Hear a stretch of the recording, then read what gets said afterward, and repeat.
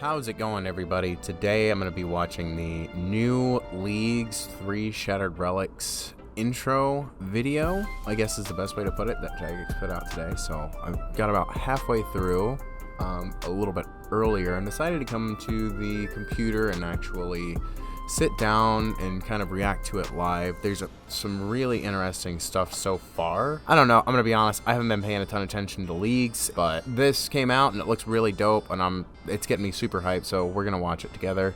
Welcome and to Old School RuneScape's we newest league, are going to experience Shattered this Relics. trailer. Shattered Relics is a fast-moving journey where everyone plays as an Iron Man, embarking on their own unique journey through a new alternate version of Gielinor. Okay, alternate version, excellent. When you first arrive, So I kind of wonder, when they say alternate version of Gielinor, if all of the leagues were in different multiverses. I think that's way too forward thinking for Jagex personally, but how fucking cool would that be? It's like all the leagues band together. It's like this multiverse fight. I don't know, I think that would be dope, but again, doubt Jagex has thought that far. a powerful sage will guide you through the River of Souls in Okay, preparation for your new adventure. Spooky. As you'll learn, this sage isn't a fan of the all-powerful relics you had fun with in previous leagues, He's the only and has fucking shattered dude. them into fragments. As such, Okay, so relic fragments.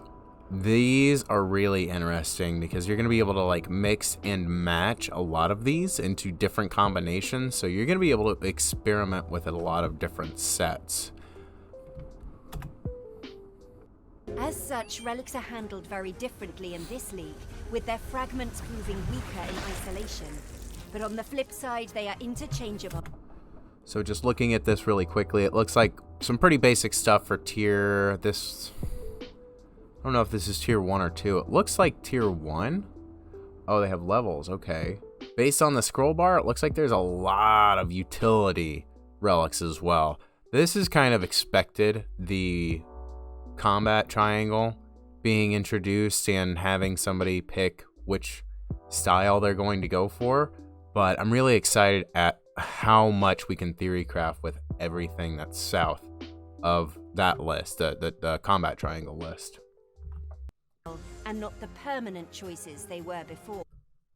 Okay, so level 2 is at 15, level 3 is at 30%, and I'm assuming it's probably the same with Ranger and Wizard. Ranging would be really effective as well for probably a lot of bossing. I don't know. It would either be Ranger or Warrior. If I were to like pick today, I'd probably pick Ranger out of the three. If like I only had those three, I think I would do Ranger because Ranger is like the most versatile, I think. Oh, set effects. You can Hold on here. Hold on. Set effects. So this is a set. I'm wondering then I'm assuming that if you put together these sets, if each of these is going to determine what set is what, we'll watch a little bit more. This looks really interesting because it's not sacrificing a combat fragment to get a utility fragment, which is really interesting and really fucking overpowered. That's really sweet, actually. You can collect fragments from various activities across Gielinor, including skilling, minigames, and drops from combat. Wait, Hold on. Is that what they're gonna look like? Did they just Photoshop that in? That's actually really funny. Okay, fragment slots. I think that's what we were looking at, the 1 through 6 or 7. I don't even remember what it was, but those fragment slots, I think those are the slots you're going to be able to fill. As you progress, slots can be unlocked and filled with any of the fragments you've collected. Okay, yeah, so it looks like those top levels are going to be the sets. Activating their power. Ooh, melee weapon charges, bottomless quiver, okay. Players can Slash and burn, move okay. fragments between the slots as they wish when at a bank or near the sage. As you complete tasks, you'll earn. So it looks like they are combining the relics from Deadman mode and sort of putting them into a similar skill tree fashion, like Twisted Leagues. So that looks really cool that you can mix and match those two aspects of it, that you get these relics and then you switch them much like Deadman mode. I'm really excited for that. That sounds great. League points unlocking more fragment slots and winning access to their associated passive effects. Unlike in previous leagues, this time you have access to all... This graphic, I just wanted to pause and say, this looks amazing. This is so cool looking. All of Gielinor. But there's a twist. Nearly everything is locked off. In the tutorial, you'll unlock the defense, thieving, and fishing skills, along with one combat skill of your choice.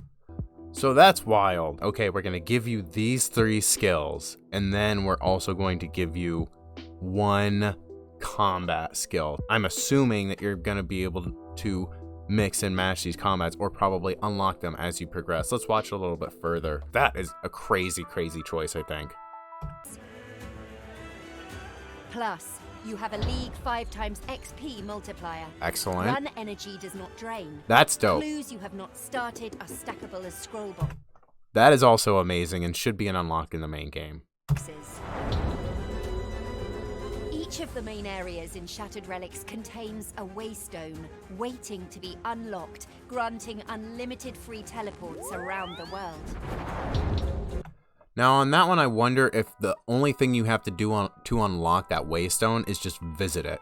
I think that's a great thing that we could implement into the game if they choose to, and it would just make it more convenient for new players to get around and get the feel of the city and feel less burdened to find some other way to travel. I swear, sometimes half of the unlocks that you're getting along the way are convenience teleports. That's how I've felt. Having those waypoints, I think, is going to be great. I think it's going to be awesome getting new players into leagues. I think it's a really smart idea. So you don't have to grind through the magic levels to get those teleports. I think that's really smart foresight on Jagex's part. So I will give them credit there. I think that's a really smart idea. With every task you complete, you'll also earn Sage's Renown. These points can be used to unlock specific pieces of content, such as skills, bosses, and auto-completing quests. Okay, so I wonder if there's going to be a set list of quests that is already auto-completed, and you have the ability to unlock other quests. Or if it's going to be a complete, like, blank slate. I feel like some of the starter and primer quests, like most of the free-to-play quests, if not all of them, except for Dragon Slayer, are probably going to be done. And a lot of the minimal quests that are obviously needed for area entry, like Priest in Peril, things like that, I think those are probably going to be completed. But I'm interested to see what is completed and what's not, and how much everything is going to be. Fragments have a fragment secondary sets. bonus too. Win enough unique fragments Knives and Bottomless Quiver. So then you have the set effects. from the same set are active at once, they grant an additional effect. Okay, Those who thrive in Shattered Relics will be rewarded with prizes that will prove helpful both in future leagues and in the main game. I'm not gonna lie, these, I don't know if these So, are as you just can see, aesthetic, but all of these look really well done. Like the animations and the actual graphic elements look really polished, and if these are upgrades that we can get in the main game, like the cannon or the whip. Like the whip's just going to be aesthetic. The cannon, it has like 3 extra cannons on it, 3 or 4.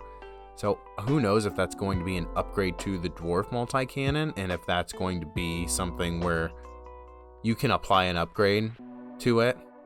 That would be interesting to see. And then the other stuff, obviously, it looks like it's aesthetics only. And as long as it keeps it in game and it keeps the rewards locked behind progress, totally okay with that. Where you get into the sticky stuff is when you start shelling things out, similar to RuneScape 3, where you start putting out aesthetics and then telling players, hey, you can have these really cool things, but you're going to need to pay us money. Old school players aren't like that. Old school players will like grind for 50 hours to get an aesthetic item if that's something they really want. Like, that's just a mindset we have. So I'm really pleased to see that there's just these aesthetic unlocks, and I really hope they stay that way. And they look sick. They look sick. There's certainly plenty to play for. That's cool as hell. I hope that comes to the main game. January 19th.